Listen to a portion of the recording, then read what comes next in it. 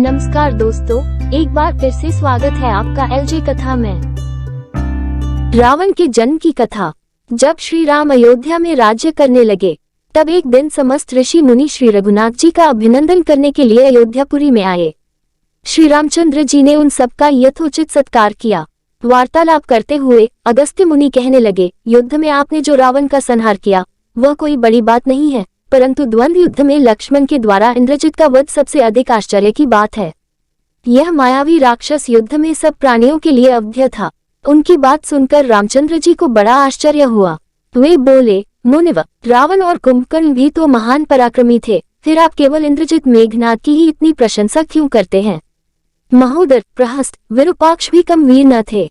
इस पर अगस्त्य मुनि बोले, इस प्रश्न का उत्तर देने से पहले मैं तुम्हें रावण के जन्म, वर प्राप्ति आदि का विवरण सुनाता हूँ। ब्रह्मा जी के पुलस्त्य नामक पुत्र हुए थे, जो उन्हीं के समान तेजस्वी और गुणवान थे। एक बार वे महगिरी पर तपस्या करने गए। वह स्थान अत्यंत रमणीक था, इसलिए ऋषियों, नागों, राजर्षियों आदि की कन्याएं वहां क्रीड़ा करने आ जाती थीं। इससे उनकी तपस्या में विघ्न पड़ता था। उन्होंने उन्हें वहां आने से मना किया। जब वे नहीं मानी तो उन्होंने शाप दे दिया कि कल से जो लड़की यहाँ मुझे दिखाई देगी वह गर्भवती हो जाएगी। शेष सब कन्याओं ने तो वहां आना बंद कर दिया, परंतु राजर्षि तृणबिंदु की कन्या शाप की बात से अनजान होने के कारण उस आश्रम में आ गई और महर्षि की दृष्टि पड़ते ही गर्भवती हो गई। जब तृणबिंदु को ये बात मालूम हुई तो उन्होंने अपनी कन्या को पत्नी के रूप में महर्षि को अर्पित कर दिया। इस प्रकार विश्रवा का जन्म हुआ, जो अपने पिता के समान वेदविद और धर्मात्मा हुआ। महामुनि भरद्वाज ने अपनी कन्या का विवाह विश्रवा से कर दिया। उनके वैश्रवण नामक पुत्र हुआ। वह भी धर्मात्मा और विद्वान था। उसने भारी तपस्या करके ब्रह्मा जी को प्रसन्न किया और यम, इंद्र तथा वरुण के सदृश लोकपाल का पद पाया।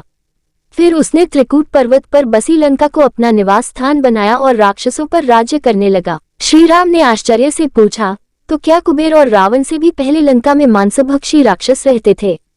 फिर उनका पूर्वज कौन था? ये सुनने के लिए मुझे कौतूहल हो रहा है। तब अगस्त्य जी बोले, पूर्व काल में ब्रह्मा जी ने अनेक जल जंतु बनाए और उनसे समुद्र के जल की रक्षा करने के लिए कहा। तब उन जंतुओं में से कुछ बोले कि हम इसका रक्षण रक्षा करेंगे और कुछ ने कहा कि हम इसका यक्षण पूजा करेंगे। इस पर ब्रह्मा जी ने कहा कि जो रक्षण करेगा वह राक्षस कहलाएगा और जो यक्षण करेगा वह यक्ष कहलाएगा। इस प्रकार वे दो जातियों में बंट गए। राक्षसों में हेती और प्रहेती दो भाई थे। प्रहेती तपस्या करने चला गया, परंतु हेती ने भया से विवाह किया, जिससे उसके विद्युतकेश नामक पुत्र उत्पन्न हुआ। विद्युतकेश के सुकेश नामक पराक्रमी पुत्र हुआ। सुकेश के माल्यवान, सुमाली और माली नामक 3 पुत्र हुए। तीनों ने ब्रह्मा जी की तपस्या करके यह वरदान प्राप्त कर लिए कि हम लोगों का प्रेम अटूट हो और हमें कोई पराजित न कर सके। वर पाकर वे निर्भय हो गए और असुरों को सताने लगे। उन्होंने विश्वकर्मा से एक अत्यंत सुंदर नगर बनाने के लिए कहा। इस पर विश्वकर्मा ने उन्हें लंकापुरी का पता बताकर भेज दिया। वहां वे बड़े आनंद के साथ रहने लगे। माल्यवान के वज्रमुष्टि, विरूपाक्ष, दुर्मुख, सुप्तघ्न, यज्ञकोप, मत और उन्मत नामक 7 पुत्र हुए। सुमाली के प्रहस्त्र, अकंपन, विकट, कालिकामुख, धूम्राक्ष, दंड, सुपार्श, सहनादि, प्रधस एवं भारकर्ण नाम के 10 पुत्र हुए। माली के अनल, अनिल, हर और संपाति नामक 4 पुत्र हुए।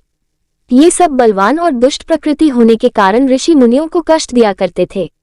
उनके कष्टों से दुखी होकर ऋषि मुनिगण जब भगवान विष्णु की शरण में गए तो उन्होंने आश्वासन दिया कि हे ऋषियों, मैं इन दुष्टों का अवश्य ही नाश करूंगा।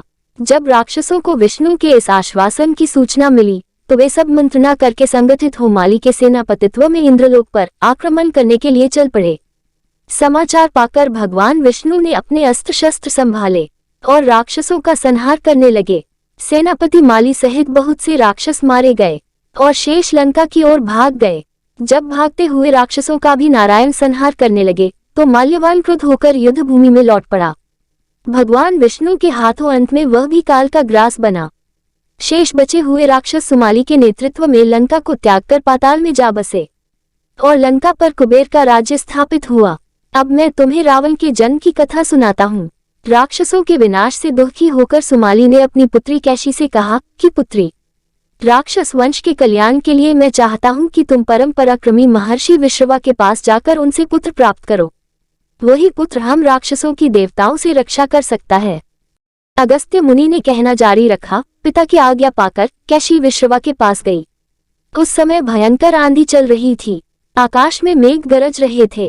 कैशी का अभिप्राय जानकर विश्रवा ने कहा कि भद्रे, तुम इस कुबेला में आई हो, मैं तुम्हारी इच्छा तो पूरी कर दूंगा, परंतु इससे तुम्हारी संतान दुष्ट स्वभाव वाली और क्रूरकर्मा होगी। मुनि की बात सुनकर कैशी उनके चरणों में गिर पड़ी और बोली कि भगवान, आप ब्रह्मवादी महात्मा हैं, आपसे मैं ऐसी दुराचारी संतान पाने की आशा नहीं करती, अतः आप मुझ पर कृपा करें। कैशी के वचन सुनकर मुनि विश्रवा ने कहा कि अच्छा, तो तुम्हारा सबसे छोटा पुत्र सदाचारी और धर्मात्मा होगा। इस प्रकार कैशी के 10 मुख वाले पुत्र का जन्म हुआ, जिसका नाम दशग्रीव रखा गया। उसके पश्चात कुंभकर्ण, शूर्पणखा और विभीषण के जन्म हुए। दशग्रीव और कुंभकर्ण अत्यंत दुष्ट थे, किंतु विभीषण धर्मात्मा प्रकृति का था। अपने भाई वैश्रवन से भी अधिक पराक्रमी और शक्तिशाली बनने के लिए दशग्रीव ने अपने भाइयों सहित ब्रह्मा जी की तपस्या की। ब्रह्मा के प्रसन्न होने पर दशग्रीव ने मांगा कि मैं गरुड़, नाग, यक्ष, दैत्य, दानव, राक्षस तथा देवताओं के लिए अभ्य हो जाऊं। ब्रह्मा जी ने तथास्तु कहकर उसकी इच्छा पूरी कर दी। विभीषण ने धर्म में अविचल मति का और कुंभकर्ण ने वर्षों तक सोते रहने का वरदान पाया। फिर दशग्रीव ने लंका के राजा कुबेर को विवश किया कि वह लंका छोड़कर अपना राज्य उसे सौंप दे। अपने पिता विश्रवा के समझाने पर कुबेर ने लंका का परित्याग कर दिया और रावण अपनी सेना, भाइयों तथा सेवकों के साथ लंका में रहने लगा। लंका में जम जाने के बाद अपने बहन शूर्पणखा का विवाह कालका के पुत्र दानवराज विद्युवेहवा के साथ कर दिया। उसने स्वयं दिति के पुत्र मय की कन्या मंदोदरी से विवाह किया, जो हेमा नामक अप्सरा के गर्भ से उत्पन्न हुई थी। विरोचन कुमार बलि की पुत्री वज्रज्वला से कुंभकर्ण का और गंधर्वराज महात्मा शैलुष की कन्या सरमा से विभीषण का विवाह हुआ। कुछ समय पश्चात मंदोदरी ने मेघनाद को जन्म दिया, जो इंद्र को परास्त कर संसार में इंद्रजित के नाम से प्रसिद्ध हुआ। सत्ता के मद में रावण उच्छृंखल हो देवताओं, ऋषियों, यक्षों और गंधर्वों को नाना प्रकार से कष्ट देने लगा। एक बार उसने कुबेर पर चढ़ाई करके उसे युद्ध में पराजित कर दिया और अपनी विजय की स्मृति के रूप में कुबेर के पुष्पक विमान पर अधिकार कर लिया।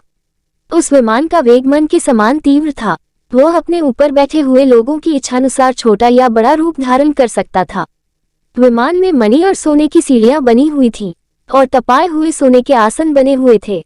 उस विमान पर बैठकर जब वह शरवण नाम से प्रसिद्ध सरकंडों के विशाल वन से होकर जा रहा था, तो भगवान शंकर के पार्षद नंदीश्वर ने उसे रोकते हुए कहा कि दशग्रीव, इस वन में स्थित पर्वत पर भगवान शंकर क्रीड़ा करते हैं, इसलिए यहाँ सभी सुर, असुर, यक्ष आदि का आना निषिद्ध कर दिया गया है।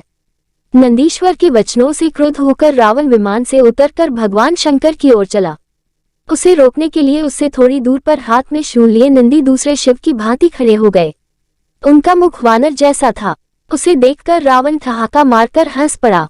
इससे कुपित हो नंदी बोले कि दशानन, तुमने मेरे वानर रूप की अवहेलना की है, इसलिए तुम्हारे कुल का नाश करने के लिए मेरे ही समान पराक्रमी रूप और तेज से संपन्न वानर उत्पन्न होंगे।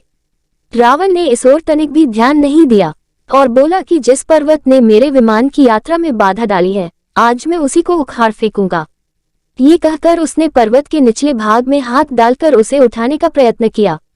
जब पर्वत हिलने लगा तो भगवान शंकर ने उस पर्वत को अपने पैर के अंगूठे से दबा दिया।